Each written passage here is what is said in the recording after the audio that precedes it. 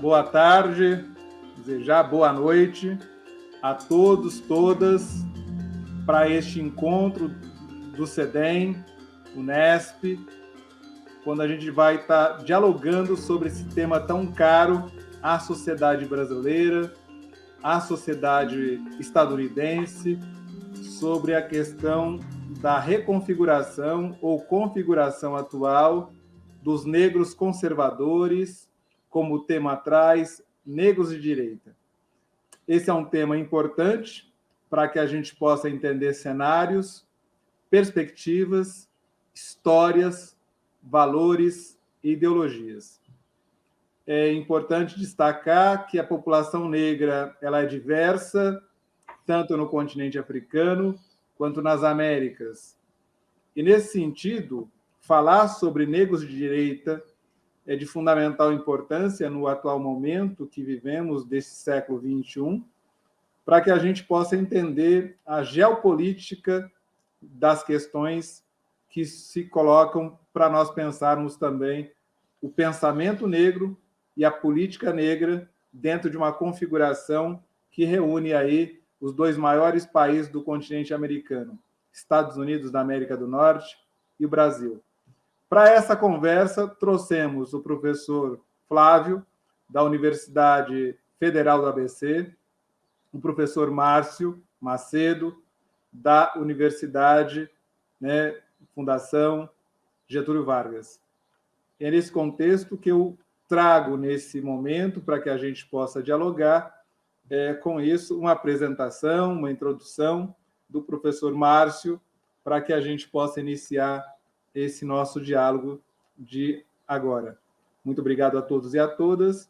Professor Márcio, é consigo.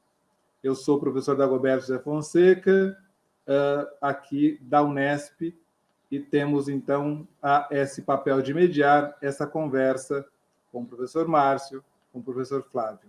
Professor Márcio, a palavra é sua. Bom, boa noite a todos, a todas e a todos. É um prazer estar aqui. Queria agradecer o Dagoberto Fonseca, meu colega, professor da Unesp, que fez esse ilustre convite para a minha pessoa e o meu colega Flávio Francisco, né, para a gente fazer uma apresentação a respeito desse tema, né, focado na articulação entre identidade negra e posicionamento ideológico de direita no Brasil e também pensando nessas questões nos Estados Unidos. Talvez um primeiro ponto que valeria a pena explicar um pouco para o público que está assistindo essa nossa conversa, é que nós fomos convidados pelo Dagoberto porque a gente tem um texto, né, publicado na revista Piauí, né, de basicamente um ano atrás, né, esse texto foi publicado na edição 171, né, é 171 mesmo? Não pode ser, parece piada isso, mas é verdade, é a edição 171, né, da revista Piauí de dezembro de 2020, cujo título é A Direita Negra, onde os conservadores erram na questão racial. E eu falo isso, dou essa informação agora, porque foi muito engraçado. Esses dias eu estava conversando com um aluno meu aqui na Escola de Administração de Empresas de São Paulo, da Fundação Getúlio Vargas, onde eu leciono, e aí o aluno virou para mim e falou assim: professor, eu vou assistir a sua fala, né, lá na Unesp, naquele evento, né, sobre os negros de direita. Aliás, professor, eu não sabia que você é de direita. Eu ri e falei assim: não sou de direita. A gente escreveu um texto sobre o tema, né, e é por isso que nós fomos convidados, né, eu e o Flávio, para fazer essa fala. Então, primeira coisa é esclarecer isso, né? Ou seja, tem um texto que vocês podem acessar, basta googar a Direita Negra, revista Piauí, que vai aparecer o texto, e vocês podem ler de forma mais pormenorizada a respeito desse tema e o que nós escrevemos. O que a gente vai fazer aqui é uma exposição, trazer algumas ideias que a gente tem também, no sentido de abrir essa temática para um público mais amplo, né? E talvez um caminho possível seja pensar a maneira, né, como esse texto ele foi concebido. tanto eu como Flávio, a gente tem pesquisado sobre o tema de relações raciais no Brasil, né, em conexão com os Estados Unidos, desde a graduação, né? Ou seja, o Flávio fez a graduação dele em História na USP, graduação, mestrado e doutorado. Eu fiz a graduação e o mestrado na USP em Ciências Sociais, com mestrado em Sociologia. Estou terminando meu doutorado na New School for Social Research em Nova York. Então, esses temas, eles sempre estavam presentes um pouco nos nossos interesses de pesquisa, mas não ainda de uma maneira sistemática, né? E o que aconteceu foi que, a partir dos anos 2015, 2016, a gente começou a perceber movimentações, né, no espectro, né, ideológico e também, né, de determinadas figuras, né, que circulavam no universo político, né, figuras, obviamente, negras, que começaram a se posicionar politicamente, ideologicamente, muito próximo de uma perspectiva de direita. E isso nos interessou, né, isso nos chamou a atenção. Ou seja, essa onda, digamos, de crescimento e a ocupação mesmo, né? Ou seja, o fato de você ter hoje, né, uma direita, pessoas que se autodeclaram como posicionados ideologicamente como de direita, né, e trazendo, né, essa posição, né, para a esfera pública e da maneira como informa os debates, para nós, naquela época, era algo muito novo, né? Ou seja, eu ainda comentava com o Flávio, com alguns outros amigos, que nós fizemos graduação ali na virada dos anos 90 para os anos 2000, e nesse contexto, pelo menos na universidade pública, né, que a gente frequentou, a USP, era muito, digamos, é raro você ver as pessoas abertamente se afirmarem como sendo de direita, né? E quando a gente pensava isso, no que diz respeito no universo, né, da população negra, né, isso era mais diminuto ainda, né?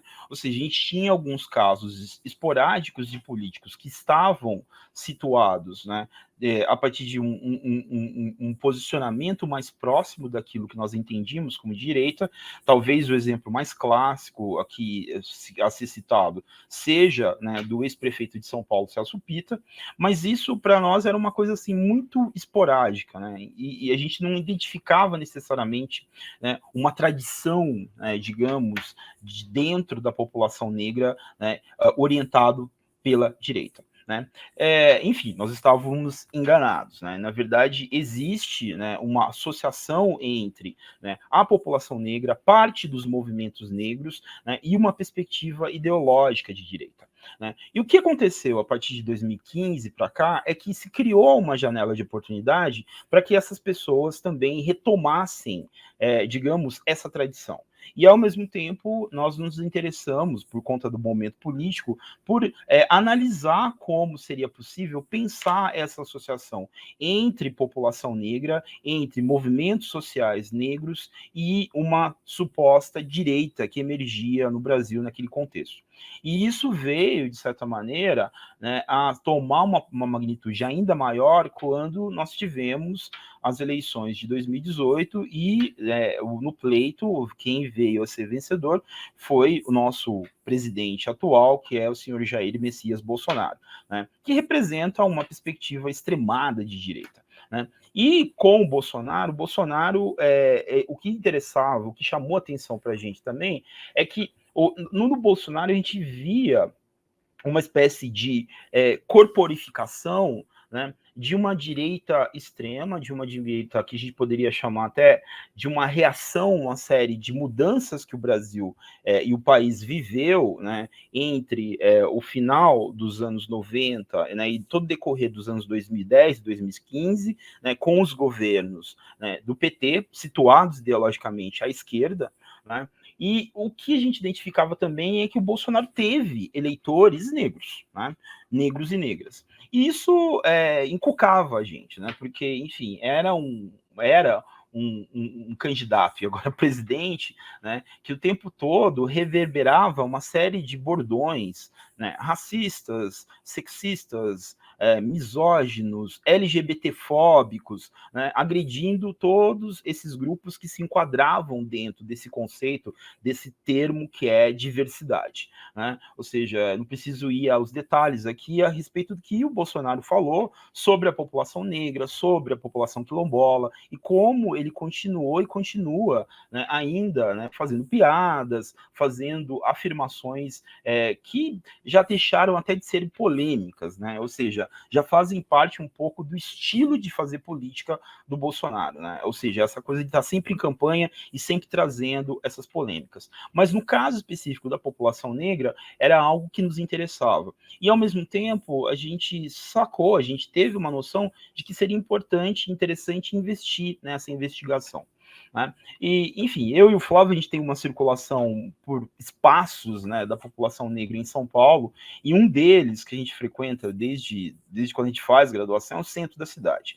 A gente corta o nosso cabelo na galeria, frequenta as lojas da galeria, né? E eu passei a frequentar um pouco antes, né, desse período, né, um salão, né, de cabeleireiros, né, um salão de cabeleireiros, de barbeiros, né, voltados para a população negra, né, e que nas conversas que eu tinha com os dois barbeiros, né, eu saquei que eles eram eleitores do Bolsonaro, né. Enfim, o meu barbeiro na época era o Almir, né, eu cortava cabelo com ele, a gente sempre tinha várias discussões acaloradas a respeito, né, do governo Bolsonaro, do que tinha sido os governos do PT, né, uma espécie de ojeriza, né, que ele tinha em relação ao Lula, né, ou seja, então isso se tornou algo bastante recorrente nas vezes, né, que eu ia, né, cortar o cabelo, né, nesse salão situado no centro de São Paulo, que é o Nigas Place, né, e enfim, aí um dia eu fui cortar o cabelo com o Celso, que é o outro barbeiro, e a gente teve uma conversa mais aprofundada sobre esses temas. E foi muito interessante porque o perfil, né, dos dois barbeiros é um perfil que também chamava atenção e apontava para essa articulação entre, mais até do que uma coisa casual, ou seja, eram eleitores por algum tipo de coincidência, né, a gente começava a identificar um perfil do eleitorado, né, negro, e também vinculado a religiões, né, neopentecostais, evangélicas, como é o caso dos dois, né, majoritariamente homens, né, que votaram no Bolsonaro, né, e se identificavam de alguma forma com governo, né, do presidente. E aí isso nos chamou atenção porque a gente foi, obviamente, olhar, né, para essas relações no que diz respeito, né, à história, né, do Brasil e a história dos movimentos sociais e a história política brasileira, tanto a mais recente como a mais, digamos, antiga ali, situada entre os anos 20 e 30. E é interessante porque o que a gente conseguiu chegar a uma conclusão, ou pelo menos delinear no primeiro momento, era de que não existiria necessariamente no Brasil uma tradição consolidada, né, de direita negra, mas em que determinados momentos, né, o posicionamento dos movimentos sociais negros, ele se aproximou e se posicionou abertamente como sendo de direita e também conservador, né? E isso apontava, né, para algumas pistas que a gente tinha em mente. Primeira coisa, olhar isso no contexto do pós-abolição, no caso brasileiro, né? Ou seja, um contexto em que se desenvolveu, né, uma aversão da população negra em relação à República Velha, né? E como a República Velha passava a ser entendida como um regime, um governo que, na verdade, excluía a população negra, né? Então, aqui é interessante pensar porque é um primeiro momento e uma primeira ligação, né, em terras brasileiras que a gente consegue identificar, né, uma aproximação entre, né, perspectivas mais à direita e conservadoras e a população negra. E isso era visto em determinados grupos dentro desse primeiro movimento, bastante expressivo, né, nos movimentos negros, na história dos movimentos negros brasileiros, que era a Frente Negra Brasileira, né? Posteriormente, a gente também começou a olhar para um contexto, digamos, externo ao Brasil, né? Ou seja, como que esse debate se estruturava no contexto americano, muito por conta dos interesses de pesquisa, né, do meu colega, que é o Flávio, né? E eu me lembro bem que eram conversas que a gente tinha ainda quando eu estava fazendo mestrado, que eu tinha lido sobre essa figura bastante interessante, né, no universo conservador afro-americano, talvez o conservador afro-americano, o Flávio pode falar disso com mais propriedade, que era essa figura chamada George Schuyler. Né? E o George Schuyler, ele teve, né, a oportunidade de viajar pelo contexto da América do Sul e visitou o Brasil, né? E estabeleceu diálogos com Abdias do Nascimento. Inclusive, escreveu nesse jornal extremamente famoso, que o Quilombo, né, que era um jornal organizado pelo Abdias e vinculado ao Teatro Experimental do Negro. Então, olha só, esses dois eventos, essas duas pistas históricas, né, possibilitaram que a gente começasse a tentar criar algum tipo de vínculo com o momento contemporâneo. E esses vínculos estavam, de certa maneira, representados por duas figuras que hoje fazem parte, né, do debate, não só das relações raciais, mas da política, e também até mesmo de uma guerra cultural, né, que foi estabelecida pela extrema-direita. E essas figuras são, obviamente, né, o Sérgio Camargo, né, presidente da Fundação Palmares, né, e o vereador aqui da cidade de São Paulo, o Fernando Holliday.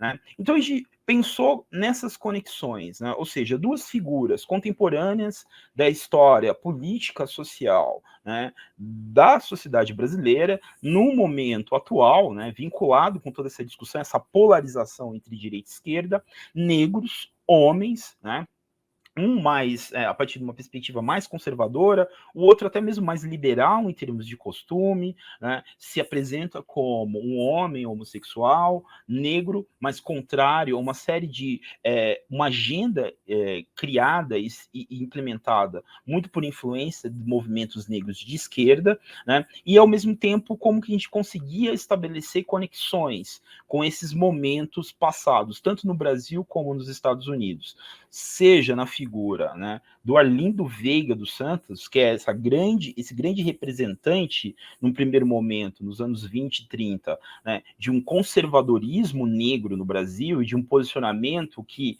poderia ser, né, de certa maneira, recolocado no momento atual como de direita, e, ao mesmo tempo, o George Schuyler, né, um representante do conservadorismo negro, no caso americano, mas também com um posicionamento extremamente interessante no que diz respeito à incorporação de ideias liberais. Né, um liberalismo econômico, mas também político, para pensar a situação da população negra e um destino, né, dos negros, dos afro-americanos, na experiência norte-americana. Então, eu acho que esse é um primeiro momento só de trazer esses elementos que estão melhor trabalhados no texto, mas que foram, de certa maneira, o pontapé inicial para a gente pensar essa rápida investigação que a gente fez e que se consubstanciou nesse texto publicado na revista Piauí, de dezembro de 2020, que tem esse número 171, Dagoberto.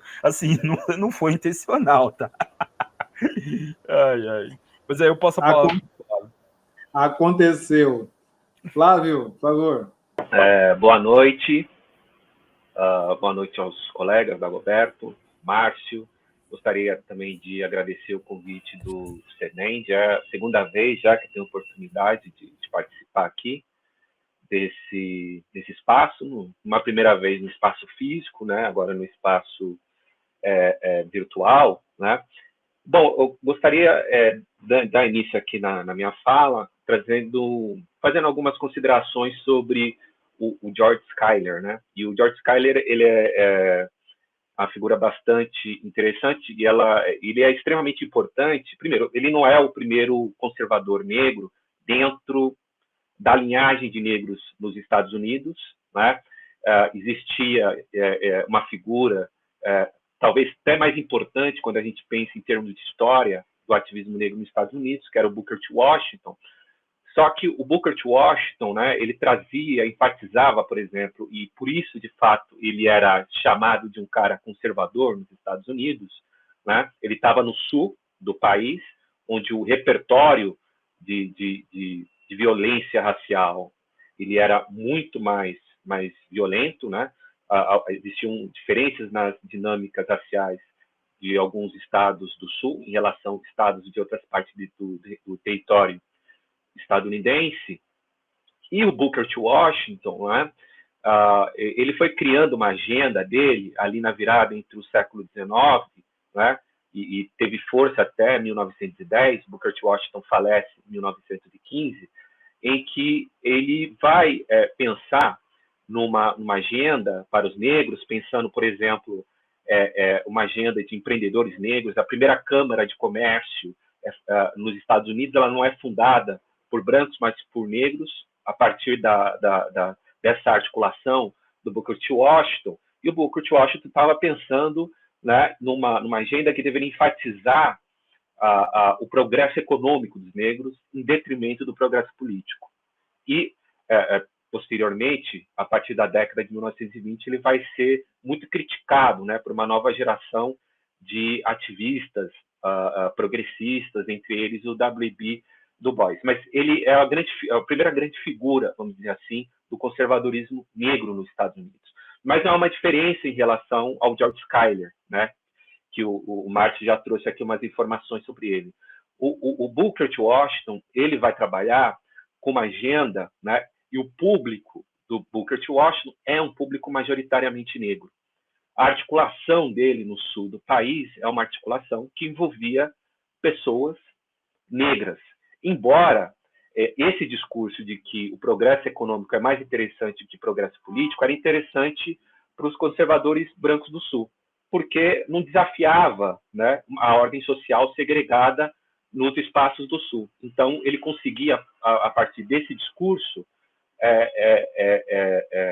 articular e angariar recursos para os seus projetos dos próprios racistas do sul. Porque o interessante para os racistas do sul era que os negros ficassem nos seus espaços, né, e por aí vai. Mas o Booker T. Washington ele tinha uma agenda, né, e ele era reconhecido pela população negra do sul e também alguma parte da militância do norte, né, como uma grande liderança negra, uma liderança legítima.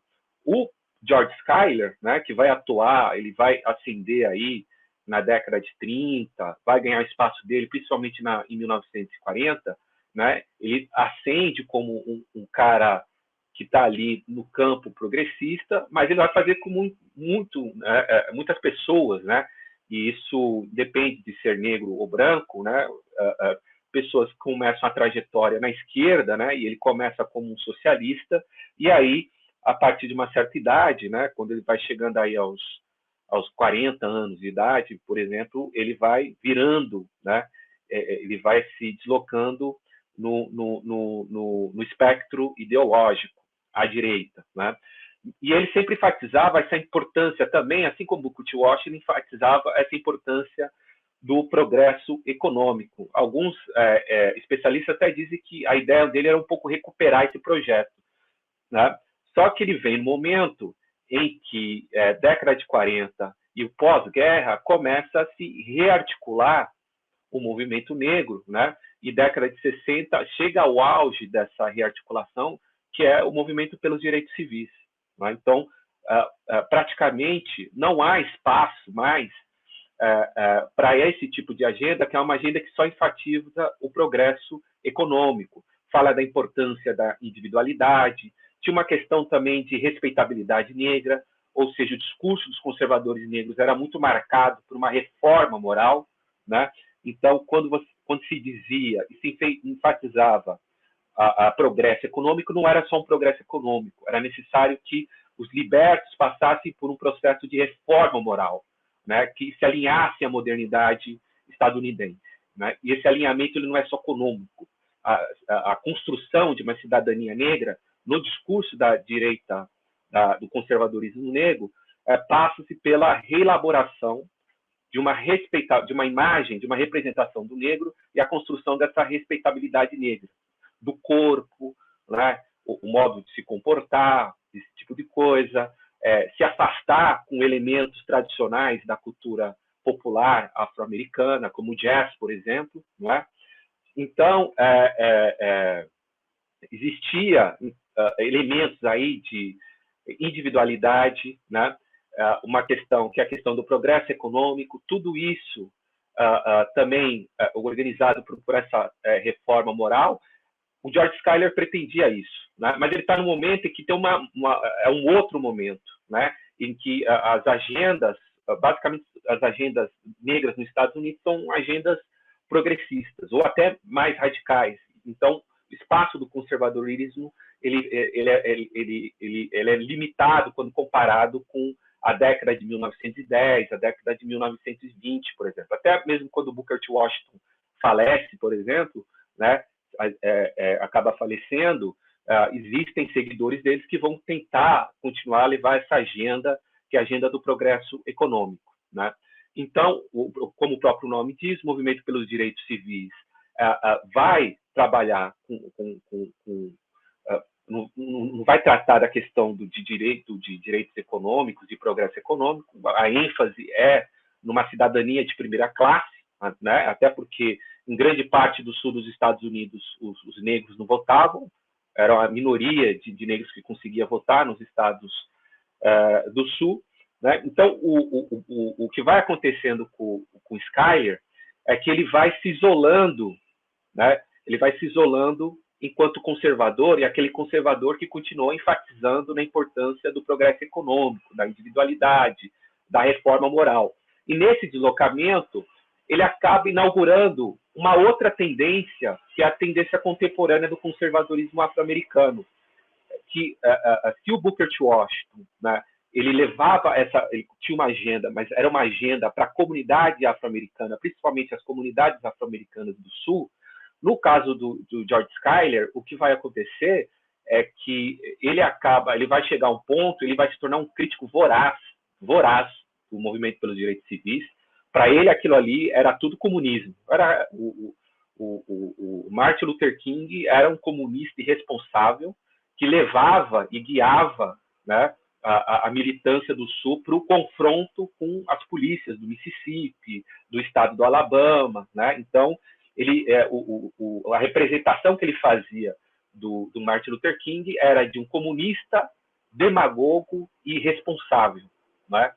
E a partir daí ele vai ganhando um espaço que ele perde espaço na esfera pública negra, ele vai ganhar espaço numa esfera pública conservadora, né? E nesse momento é o momento que o campo conservador ele está se rearticulando e ele começa a ganhar espaço no Partido Republicano. O Partido Republicano era um partido majoritariamente liberal, né? E nesse momento, na década de 60, o Partido Republicano começa a se transformar num partido liberal conservador, né? Então, o George Schuyler, né, ele começa a publicar artigos nas revistas de conservadores, nessas publicações, e ele inicia, então, essa tendência, que é uma tendência da atual dos conservadores negros dos Estados Unidos. Eles eles estão dialogando numa esfera pública conservadora, mas majoritariamente para um público branco, né? Só que essa virada do George Schuyler ele faz praticamente sozinho. Na década de 1980 é o momento que, de fato, a gente pode falar de uma geração de conservadores negros, né? Entre eles tem alguns mais conhecidos para quem tem uma leitura aí mínima sobre as relações raciais nos Estados Unidos, que é o Thomas Sowell e o Clarence Thomas. Em 1980, o Partido Republicano, já na esteira da eleição do Ronald Reagan, né, e o Partido Republicano foi criando um projeto que era um projeto de fomentar os ideais conservadores entre a população negra, né? Então, eles foram convocando, identificando nas universidades, principalmente nas universidades, né, negros que tinham o perfil conservador, né? E aí eu já citei esses nomes, como Thomas Sowell, por exemplo. Grande parte dessa ideologia conservadora já é o momento, que é o momento pós-movimentos pelos direitos civis, né? Então, tem um diferencial aí também, né? E algo que vai ficar muito forte no discurso desses conservadores negros é a ideia de que o racismo nos Estados Unidos estava chegando ao fim. Então, toda a ênfase que as lideranças progressistas faziam, ênfase na identidade negra, a importância de uma agenda coletiva, tudo isso vai ser criticado por esses conservadores. O que eles vão dizer, basicamente, é que é um novo contexto, é um contexto pós-racial nos Estados Unidos, e os negros, eles continuam a reproduzir a ideia da reforma moral, né?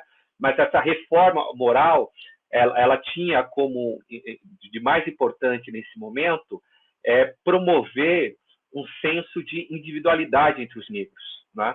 Então, havia um diagnóstico dos conservadores negros de que a população afro-americana, né, ela tendia a um certo coletivismo quando se pensava no seu engajamento político. E era necessário do negro se repensar como um indivíduo, porque essa nova era pós-racial, pós-movimento de direitos civis nos Estados Unidos, ela se demonstrava aí uma era dos indivíduos, né? E esse discurso ele vai ser marcante entre os conservadores negros e também, principalmente, do presidente, né, um republicano conservador, o Ronald Reagan, né, que vai iniciar um processo também de reconfiguração, também conhecido como desmonte, do welfare state nos Estados Unidos. Então, várias políticas sociais elas vão perder recursos, né? E ele vai conseguir, o Ronald Reagan, trabalhar montar um discurso no sentido de desarticular esses programas sociais nos Estados Unidos, e ele vai ser muito bem, ele vai ser habilidoso, né? Que ele, basicamente, quando a gente pega o discurso organizado do Ronald Reagan, ele vai dizer que existem pagadores de impostos, ele não diz claramente isso, mas o tempo todo ali estava implícito, né? Existem os brancos que pagam impostos e os negros que dependem do Estado. Então, a gente precisa ensinar os negros a depender menos do Estado e serem mais individualistas, serem mais responsáveis, né? Trabalhar com a iniciativa individual. Tudo isso fazia parte, então, desse projeto do Partido Republicano e, em relação aos negros dos Estados Unidos, então, esse seria o papel dos conservadores negros, né? Eles até tinham dados de que cerca de 24% dos afro-americanos eram conservadores, né? Mas o que chega no final da década de 1980, esse projeto não vai para frente, né? Até porque os negros que eles convocam, eles eram tão individualistas que eles não conseguem minimamente fazer uma articulação ampla de conservadores. E o que acaba acontecendo é que eles continuam a seguir essa tendência, né? Então, os negros conservadores dos Estados Unidos, eles vão cumprir esse papel, né? Que até alguns cientistas políticos utilizam um termo que seria o favoritismo racial reverso.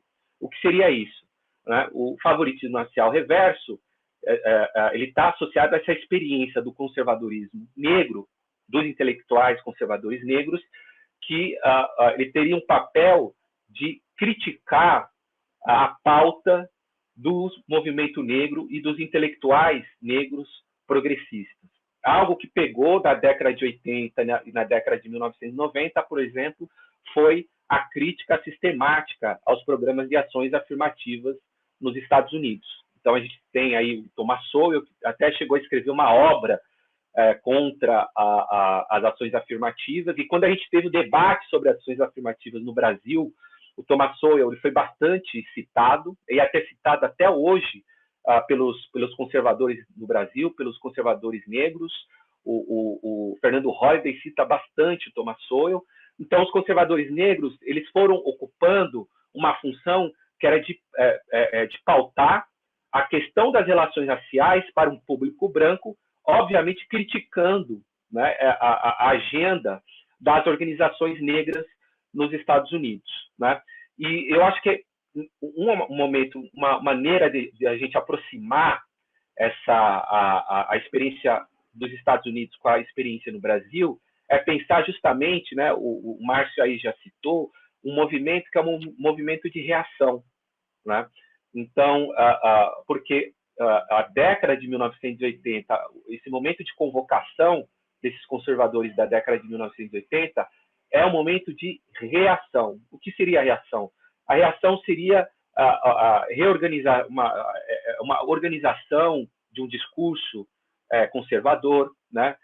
O investimento dos conservadores no sentido de conter os avanços, não só os avanços do movimento pelos direitos civis, mas avanço para outras minorias e avanços progressistas que foram encampados pelo governo de alguns democratas, principalmente na década de 1960, né?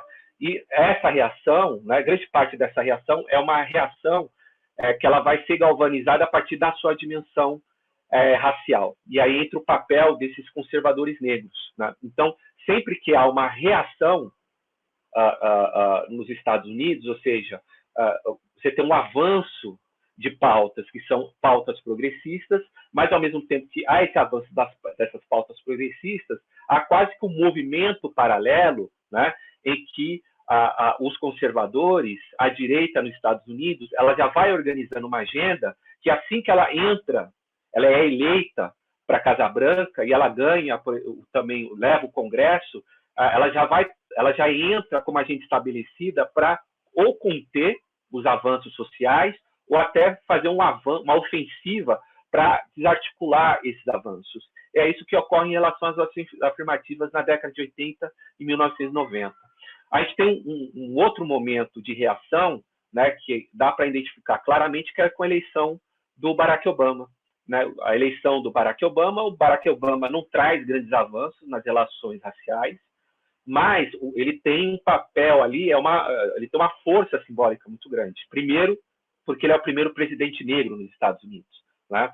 E também o fato de que ele simboliza a possibilidade de ascensão e consolidação de uma América multicultural. Havia muitos setores da população branca que não engoliam essa história do multiculturalismo.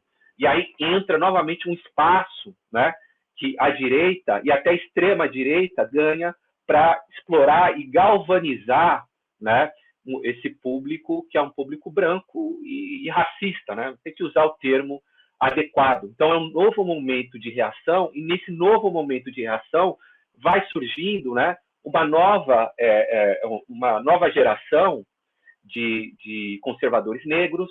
A gente tem, por exemplo, alguns negros que conseguem até concorrer nas primárias republicanas, né? E os especialistas vão chamar a atenção desse fenômeno, né? De que dessa vez os republicanos, os conservadores negros da década de 80, eles tinham um papel mais como intelectuais de organizar o debate racial para o público branco.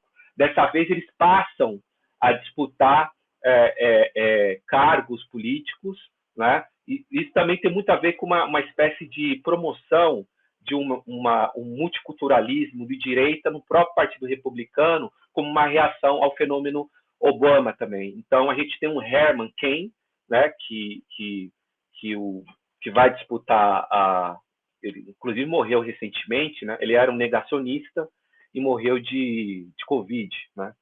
Coisa de conservadores, enfim.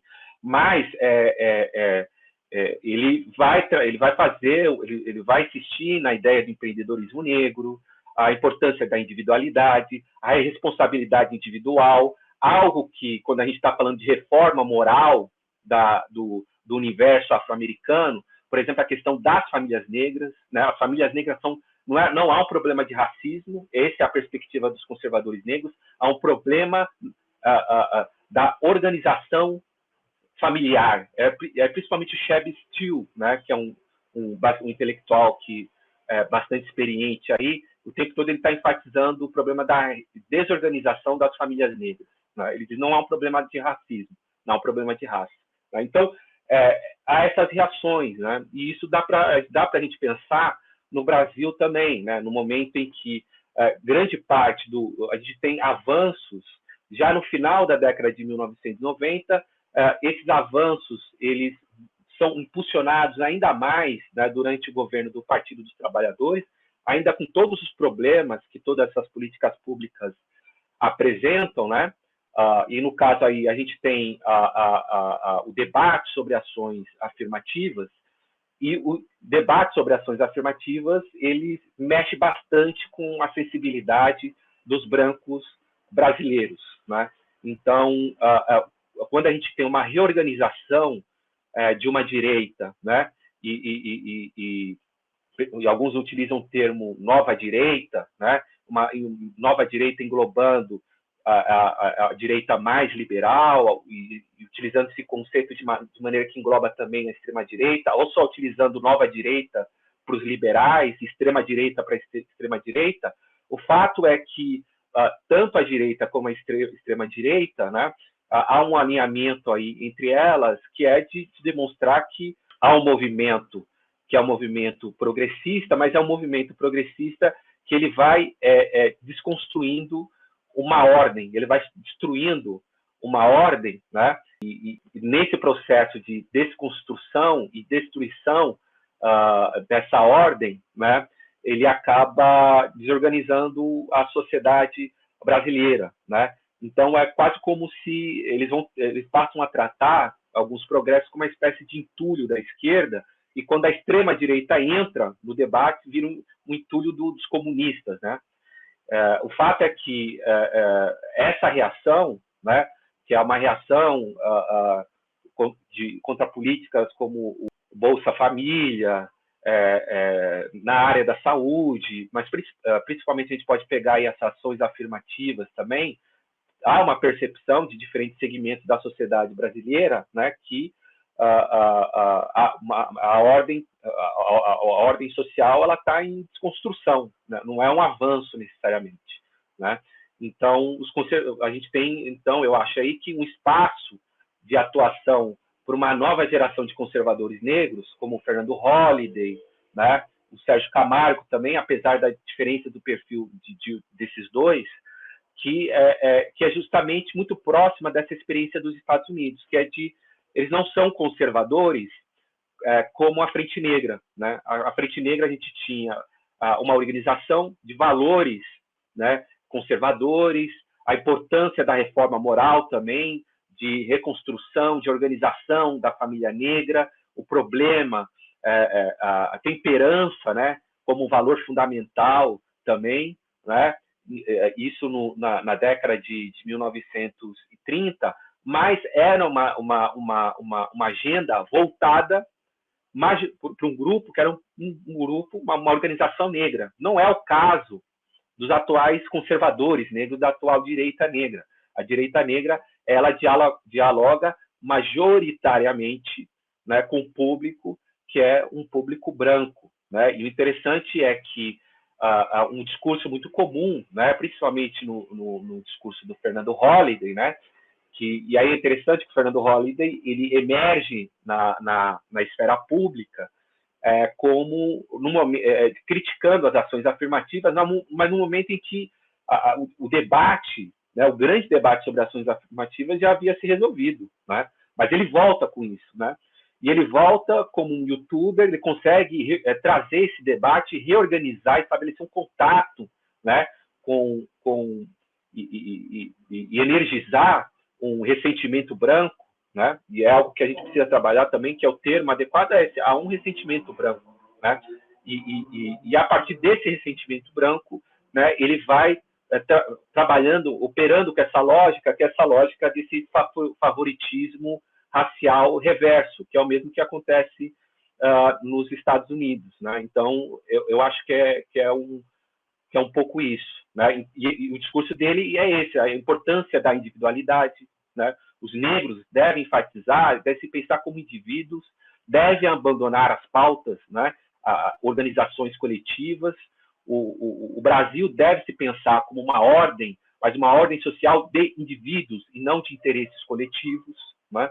E essa pauta que ele vai organizando, que vai aproximando ele depois do MBL, atualmente ele não faz mais parte do quadro do MBL, né, mas que vai aproximar do MBL e o que vai projetá-lo ainda mais, né? E aí ele começa a operar com uma pauta mais ampla para além da questão racial. Mas eu termino por aqui para a gente ir conversando aí. Muito obrigado, Flávio. Excelente exposição de ambos, tanto do Márcio quanto sua.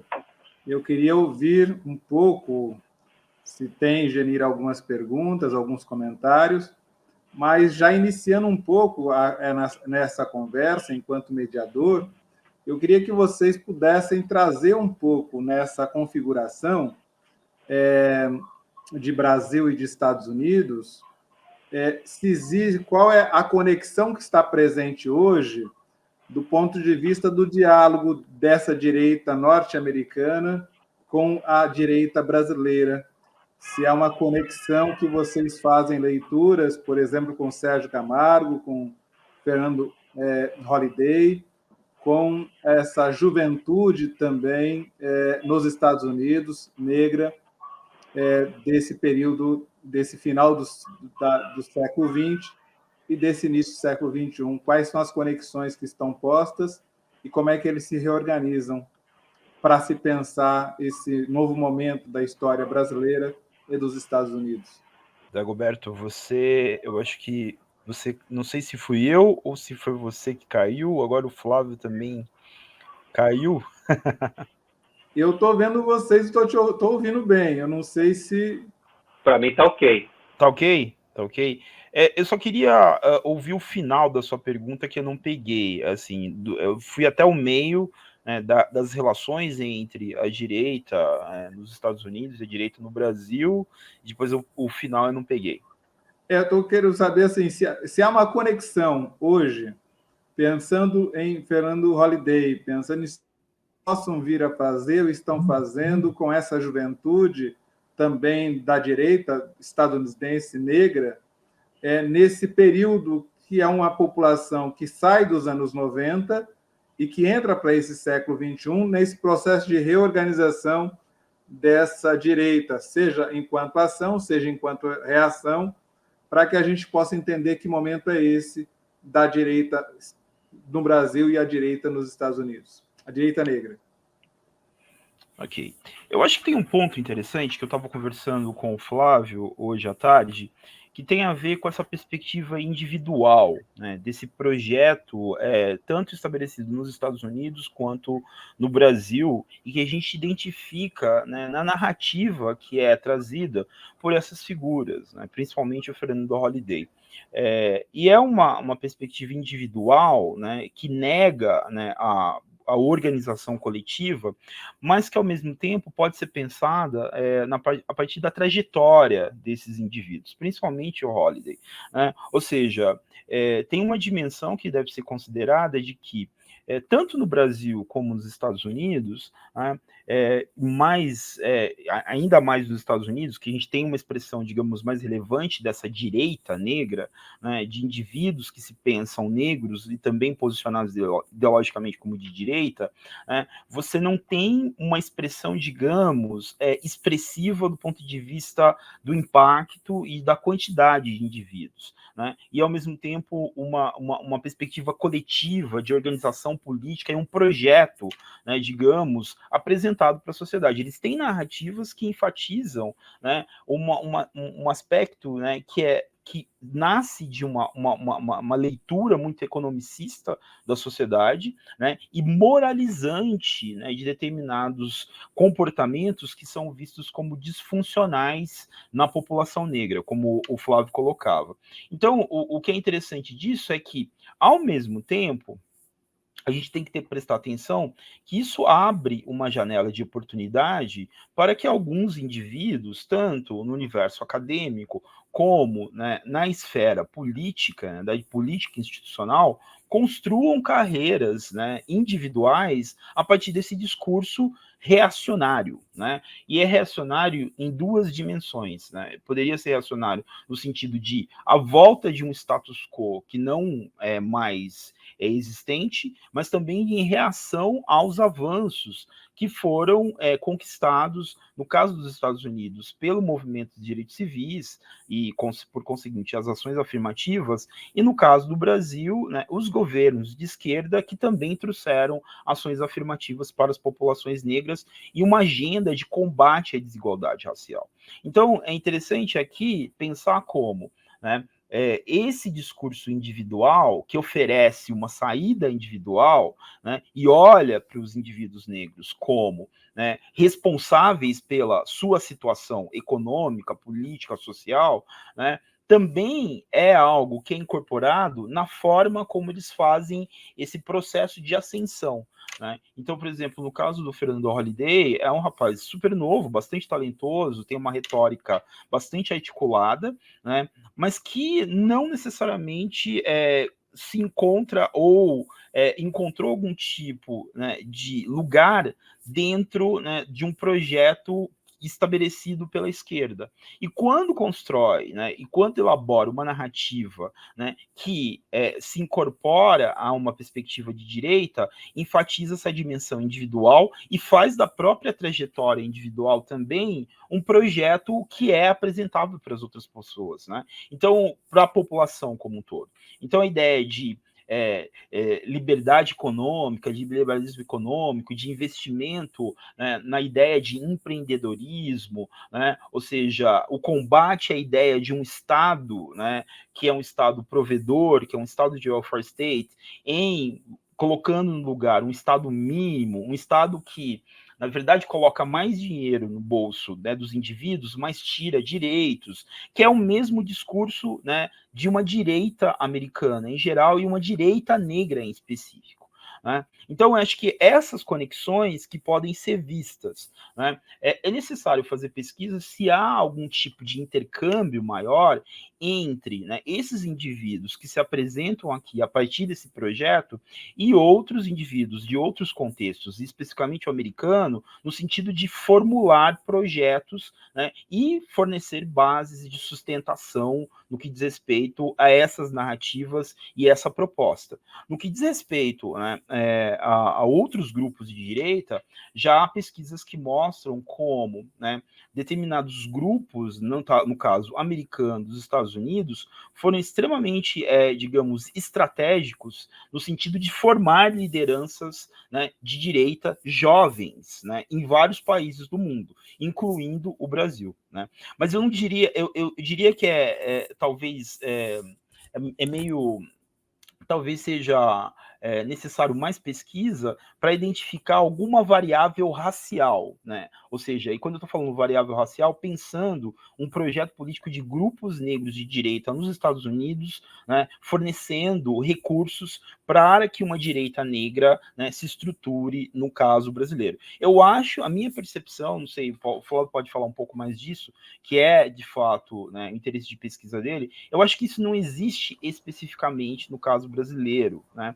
Mas isso não quer dizer, né, que esses grupos, majoritariamente brancos, também não tenham, né, de certa maneira, fomentado, estimulado e fornecido recursos e formação para uma direita também negra, né, dentro, né, ou melhor colocando, não uma direita negra, mas indivíduos negros dentro, né, desse universo da direita, né, no Brasil como um todo.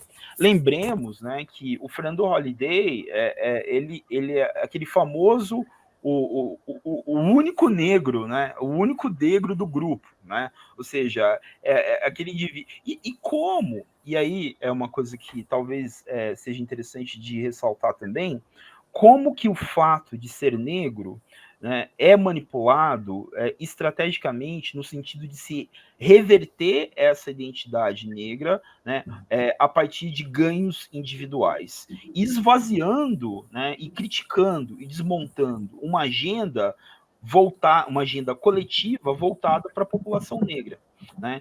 E quando, né, esses indivíduos, olha, esse é um projeto de esquerda que não tem lugar, né, que, na verdade, não beneficia, né, a população negra, que, na verdade, trata, né, os negros de uma maneira paternalista, né, que repõe a ideia de que os negros não são capazes, né, de obterem conquistas por conta própria, de maneira individual, isso também se reverte num ganho individual para esses indivíduos, porque eles acabam, né, criando um espaço específico, né, de promoção de uma agenda que os beneficia, né? Então é muito interessante a gente pensar como o tempo todo, né, determinadas polêmicas elas são criadas, né, a partir de temas que já são espécie de letra morta, né, no universo, né, da esquerda negra e dos movimentos sociais como um todo.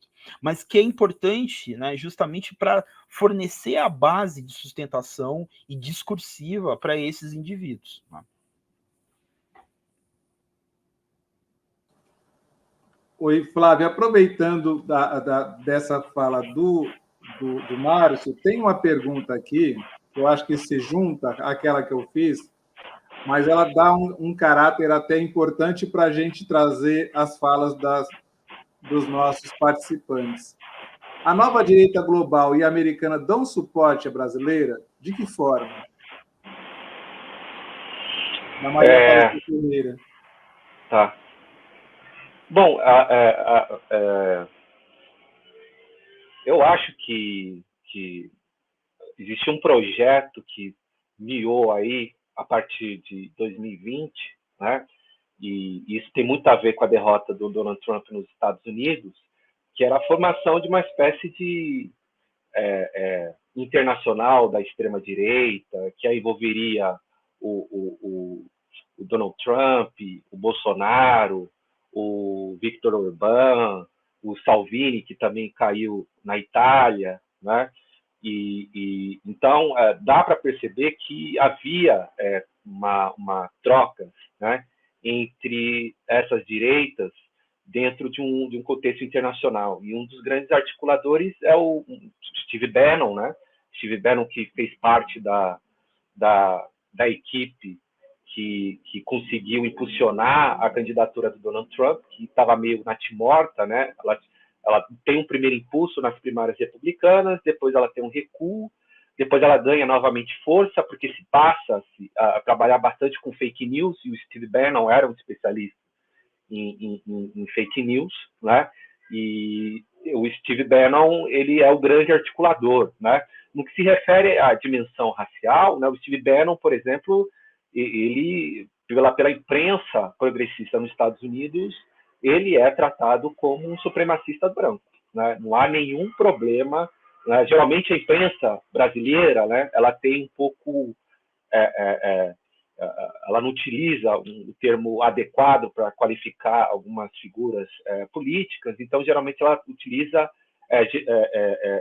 sistematicamente e frequentemente o termo controverso, né? Ele não era uma pessoa controversa, ele tinha de fato e tem uma agenda que era uma agenda para os Estados Unidos de uma extrema direita, e obviamente essa agenda tinha uma dimensão racial, né? E essa articulação, ela não era uma articulação feita pelo Jair Bolsonaro, né? Porque não é o forte dele fazer articulação para nada, né? E quem estava puxando isso era o Eduardo Bolsonaro. Então, não sei se vocês se lembram, em algum momento em 2019, até o início de 2020, de como o Eduardo Bolsonaro viajava para a Europa e chegou a organizar alguns encontros com o Steve Bannon. O Steve Bannon, que tinha uma ideia de criar uma universidade perto da cidade de Roma, na Itália, que seria uma universidade de formação de intelectuais conservadores, extremistas, mas esse projeto ele foi caindo como...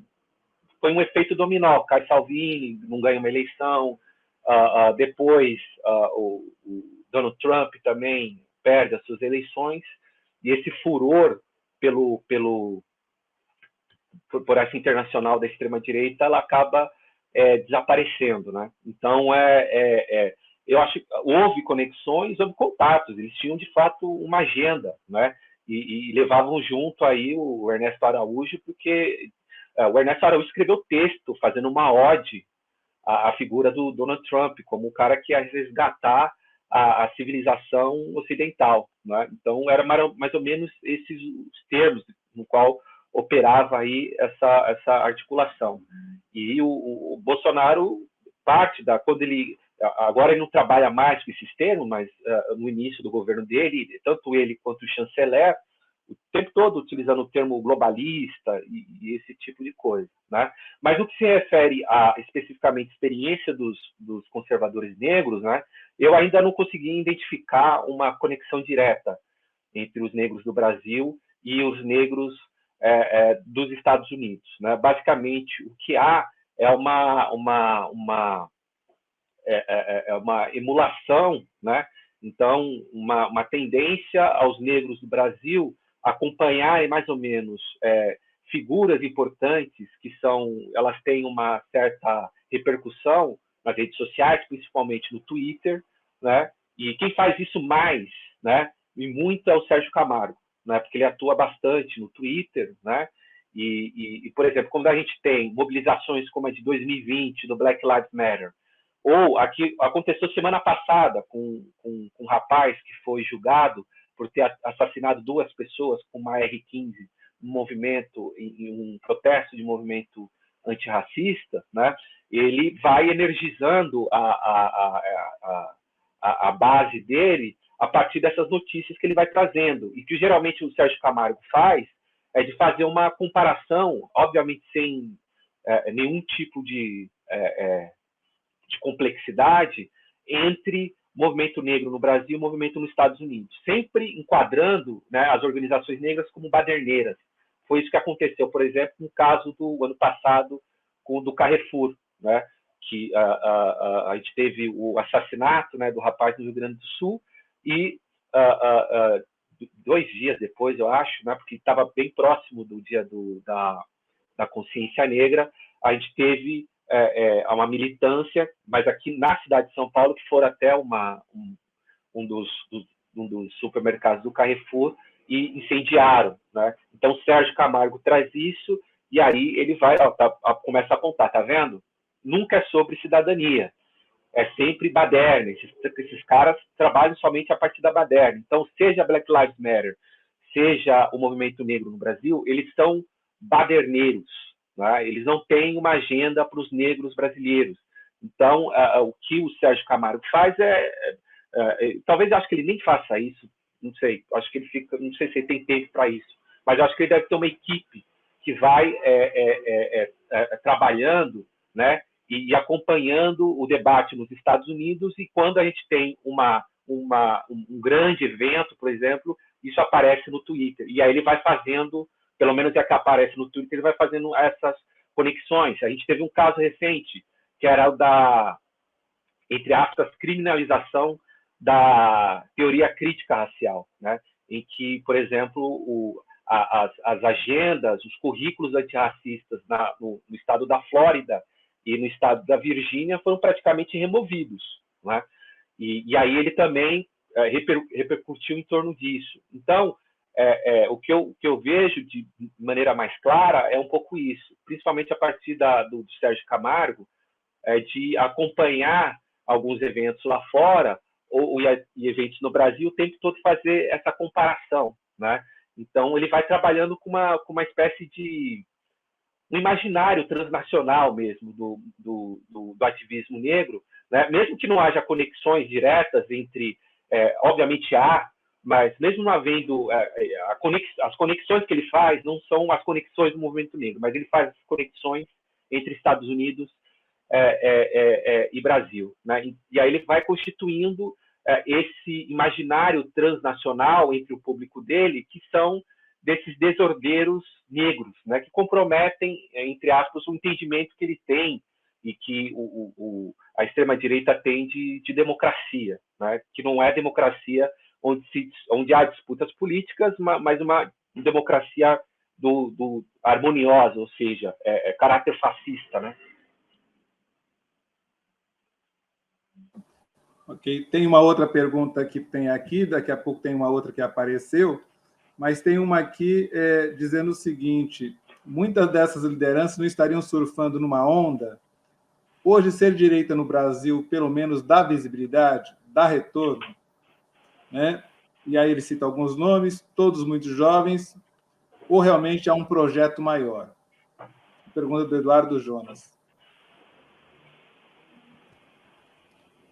Olha, eu acho que, de fato, há uma janela de oportunidade política, né, recente na história brasileira para se colocar e estabelecer projetos orientados por uma perspectiva de direita, mas eu acho que também a gente não pode subestimar, né, a vinculação ideológica verdadeira, né, desses indivíduos com esses projetos. Né? Um ponto interessante é que, quando a gente olha, né, para a imensa maioria, né, dos representantes dessa nova direita brasileira, e principalmente os homens quer dizer, eu ia falar isso, eles são majoritariamente homens, brancos, de classe média baixa ou classe média, né, alguns de classe média, alguns de classe alta, né, ou seja, eles são representantes, né, de determinados grupos que, de certa maneira, identificam o avanço, né, daquelas ditas minorias, que não são minorias, né, mas são colocadas como minorias, como uma ameaça, né, à própria figura, experiência e identidade deles. Né? Então, são homens heterossexuais de classe média, média baixa, classe alta, né, que defendem um estilo de vida muito pautado por valores tradicionais. Então, eu acho que não é só uma onda. Eu acho que é, de fato, né, uma vinculação, digamos, genuína a valores que estão presentes, né, entre esses grupos. Né, e que, no determinado momento de crise, né, de crise brasileira, tanto crise econômica como crise social, né, desponta como possibilidade. Né? Então, a gente tem aqui em São Paulo esse deputado, que é o Alan, esqueci, Douglas alguma coisa, esqueci o nome dele. Flávio, me ajuda, esqueci o nome. Que fez que fez o dossiê fez um levantamento de indivíduos antifascistas, né? Eu esqueci o nome dele. E esse indivíduo é um rapaz bastante jovem, deve ter no máximo 23, 24 anos, né, da periferia de São Paulo, né? Mas com um discurso bastante aguerrido a esses valores tradicionais, né, da família heteronormativa, né? Ou seja, de que essa agenda, né, que vem de grupos mais progressistas, majoritariamente à esquerda, que é uma agenda também. Douglas Garcia, o Eduardo Jonas me ajudou, obrigado, Jonas. Essa agenda é uma agenda que ameaça, né, valores, né, da sociedade brasileira.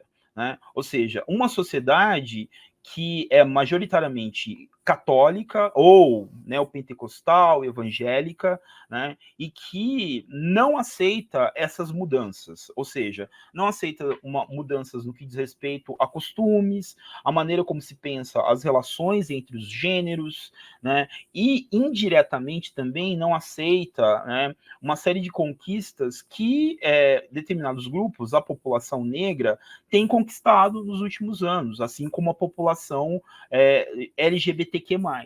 Né? Então, eu acho que não é onda, porque esses indivíduos de fato acreditam nisso. Né? E se organizam coletivamente nesses grupos, né, e estabelecem plataformas políticas pautadas por esses valores, por esses princípios. Né? E aí eu vi uma outra pergunta aqui, Dagoberto, se me permite, eu vou emendar, que tem a ver com a questão das religiões neopentecostais. Isso, né? Só deixa eu trazer, então, aqui. Claro. Porque justamente esse é o ponto. A Cristiane Paiva, né, parabeniza a exposição de vocês, mas ela gostaria de ouvir mais sobre essa ascensão das igrejas neopentecostais, a relação com a população negra e esse pensamento de direita. Eu não sei, eu posso começar um pouco essa resposta dizendo que eu penso disso. Eu acho que as igrejas neopentecostais, né, na sua grande maioria, elas não têm um discurso voltado para a população negra.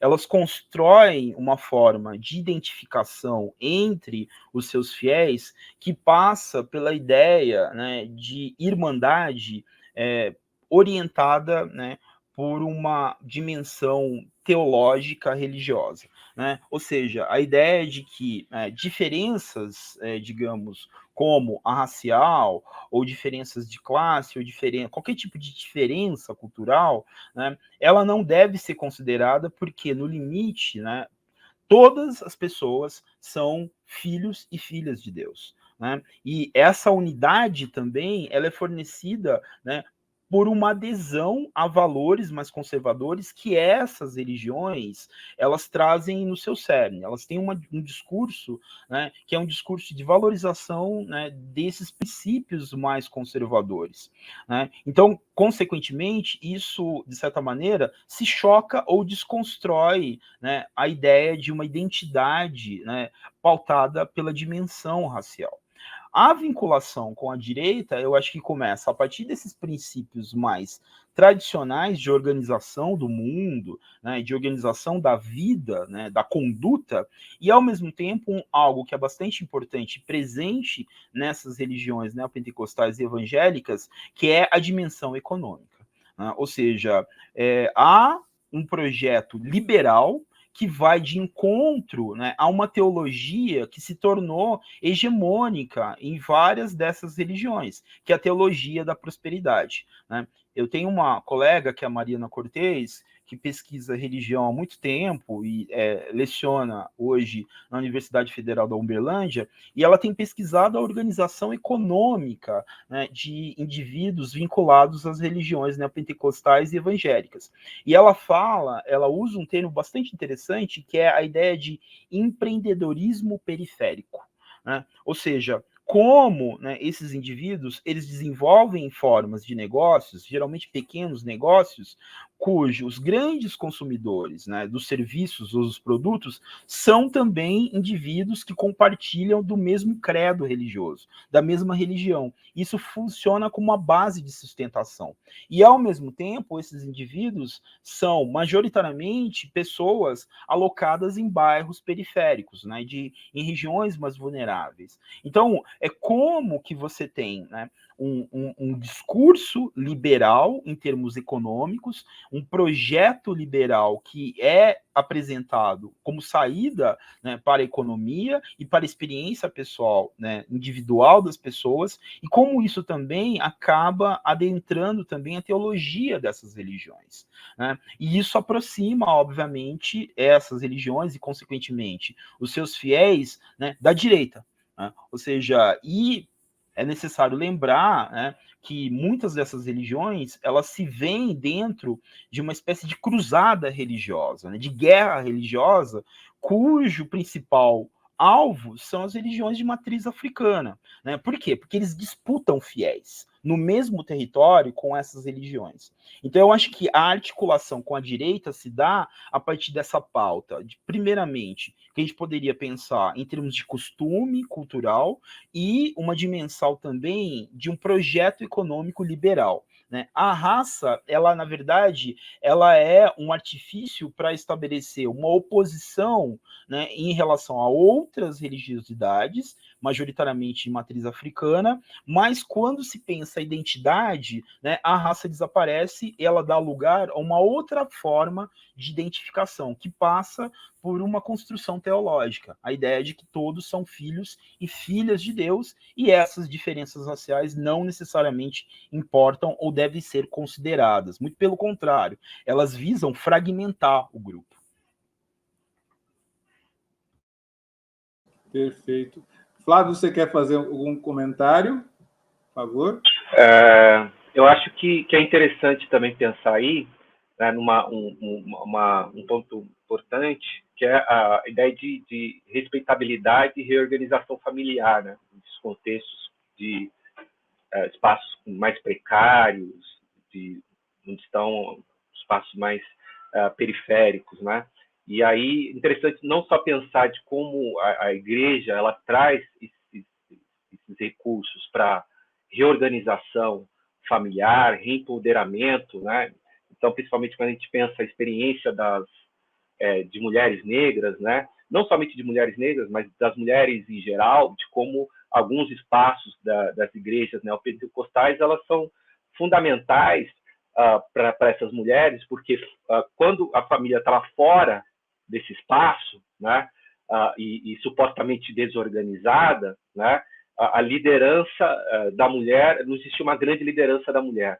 A partir do momento em que a mulher é a primeira a ingressar e depois ela vai trazendo seus membros, né, e por último entra o marido, supostamente mais problemático, né, é ela que é responsável pelo processo de reorganização, e esse processo de reorganização, ele possibilita, mesmo que seja a partir de um discurso, que é um discurso que não vai enfatizar em nenhum tipo de identidade racial, mas vai constituindo uma respeitabilidade, né? E isso está tanto aí na questão da igreja, quanto da polícia também, né? Até hoje eu estava discutindo com meus alunos na questão de violência policial, de como você pega, por exemplo, os quadros de polícia militar, Estado da Bahia, Minas Gerais, São Paulo, né? E no caso de São Paulo, não é majoritariamente negro, né? Mas está além da representação dos negros na sociedade do Estado de São Paulo. E a corporação, ela possibilita a constituição de uma respeitabilidade desses indivíduos negros que entram na polícia militar, né? Então, é como se a gente tivesse um outro tipo de identidade, que é uma identidade negra, de direita, que ela não se manifesta a partir de discurso racializado, mas ela acaba, de uma forma ou de outra, ela vai atrás, ela não reproduz esse discurso racializado, e ela se processa através de reorganização familiar, a ideia de respeitabilidade negra, que é algo forte nas igrejas, algo forte na polícia, né? Então é como se a gente tivesse um outro caminho de construção ou de reconstrução identitária, né? Você pensar um indivíduo da periferia, né? Ele está ali naquela representação, que é a representação estereotipada do negro da periferia. Quando ele ingressa na polícia militar, ele se casa com a corporação, né? Ele tem compromisso com a corporação, ele passa por um processo que é esse processo de uma reforma moral, e a corporação confere dignidade a esses indivíduos negros da polícia, né? Então, é um pouco isso. Acrescentando a isso que o Flávio falou, se você me permite, Dagoberto, eu acho que tem essa perspectiva moral na leitura que é feita de vários indivíduos a respeito do que acontece na sociedade como um todo, né? Ou seja, tem-se uma leitura, né, de que o mundo está em desordem, né?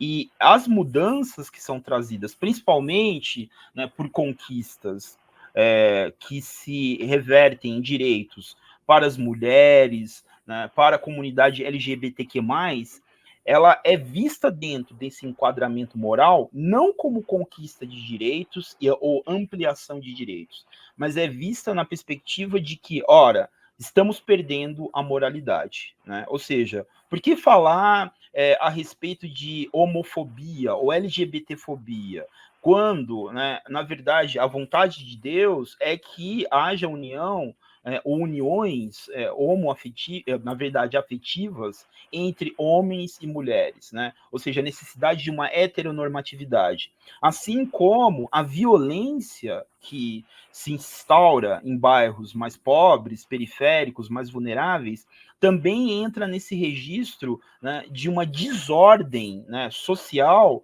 que também é incorporada a partir dessa leitura, né? Ou seja, é necessário uma espécie de reforma, uma necessidade de volta a essa respeitabilidade, né, que o Flávio se referiu. E é muito interessante isso, porque as igrejas neopentecostais, as igrejas evangélicas e também segmentos da igreja católica, elas atuam justamente a partir desse discurso, né? Ou seja, é necessário ter, né, uma retidão moral, é necessário ser forte, é necessário não perecer em relação a essas tentações, né, que vem de várias ordens, né? Então, acho que é um pouco nesse sentido que vai se construindo um certo conservadorismo nessa leitura do mundo que beneficia e aproxima esses grupos, né, de um posicionamento ideológico de direita, né? Então, eu acho que esse é um ponto importante. E isso, o Flávio até me chama a atenção sempre, é algo que sempre teve presente, né, entre os meios mais pobres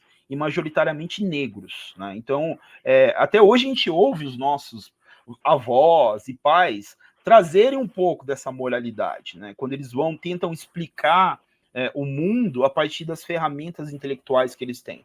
Então, acho que é um pouco nesse sentido que a gente poderia fazer uma leitura também. Excelente exposição de vocês. Eu acho que essa conversa nossa, essa live, traz questões importantíssimas para que a gente possa dialogar. Eu agradeço o Ramatiz, a Vitória, a todos que estão mandando mensagens de agradecimento, de parabenizando a vocês dois. Eu estou apenas aqui na mediação. E o importante é que vocês tragam aí elementos importantes para que a gente possa pensar o ontem, mas, sobretudo, para pensar o amanhã, né? Nas articulações, nas conversas, sobretudo para o cenário brasileiro que se desenha. Eu queria pedir, então, para que agora o Flávio primeiro, depois o Márcio, pudesse fazer as suas considerações finais.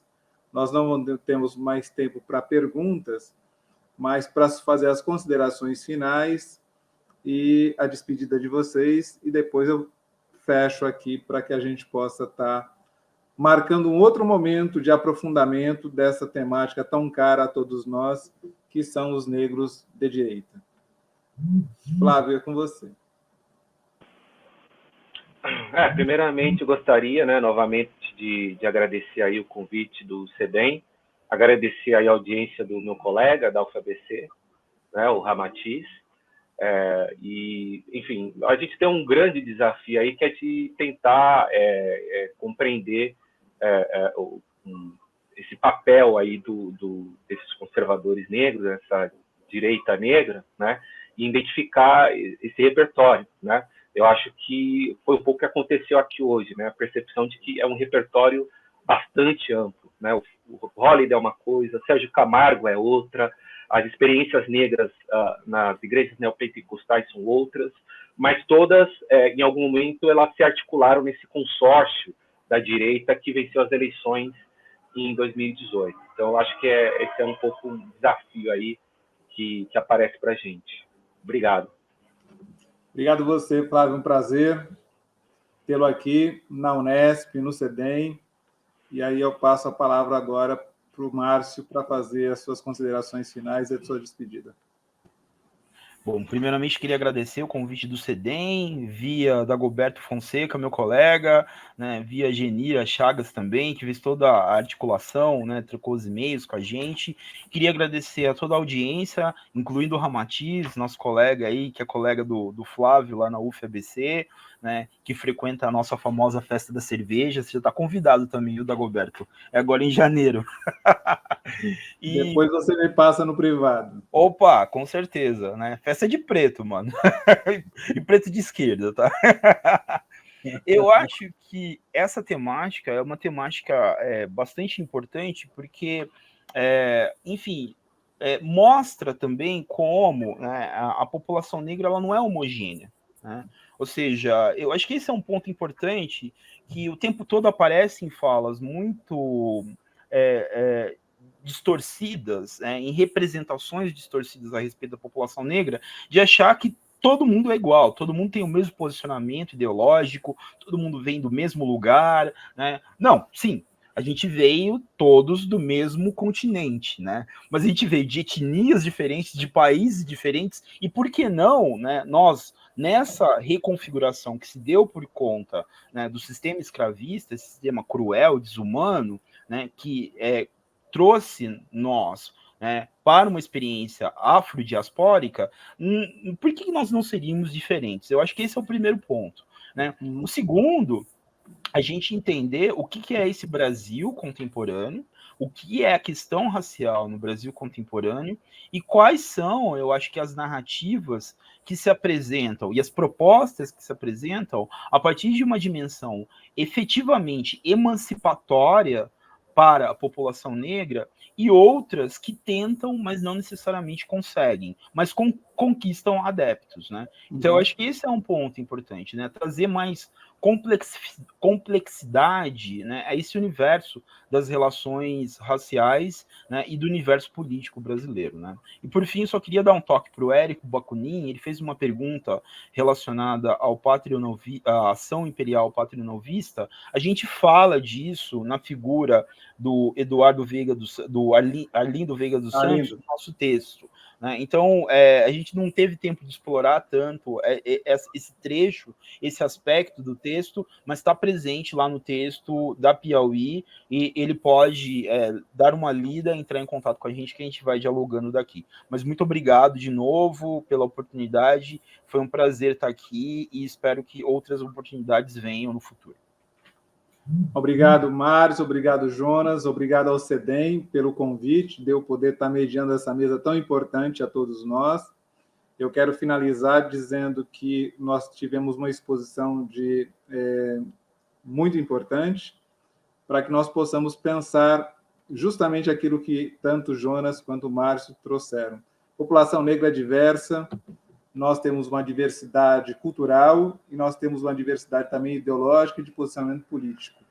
Isso é importante para que a gente possa considerar também que o Brasil tem uma dimensão continental, a África é um continente, e de modo que nós temos, portanto, várias visões acerca da realidade e das realidades. Então, agradeço a todos, ao Márcio, ao Jonas, e encerramos por aqui. E agradecendo a todos os participantes que ficaram até agora, que iniciaram, que ficaram até agora conosco. Muito obrigado a todos vocês que estiveram conosco neste momento. Abraço a todos.